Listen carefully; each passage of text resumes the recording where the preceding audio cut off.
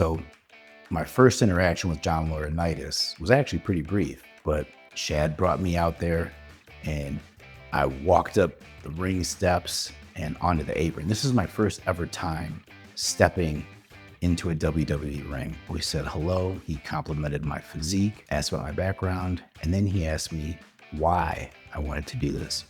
And I remember telling him that, honestly, this has been my dream since I was 6 years old. And life took me in another direction.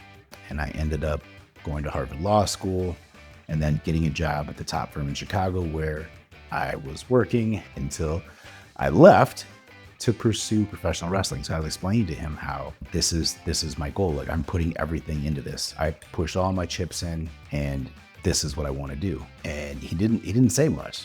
And he just, kind of nodded his head. And he was like, all right, kid, I'll tell you what.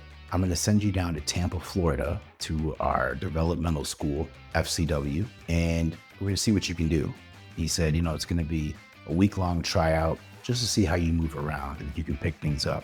And I said, great, I'll do it. And that was it. That was the interaction. I walked down and then Carano was there now waiting for me. And, he was telling me, oh man, that seemed like it went really well. Okay, good. So he's like, all right, well, you can stick around and watch the end of the show. So I did. And I went back to catering and sat in there and watched the show. I went out. I remember going out kind of backstage and watching the show like on the side.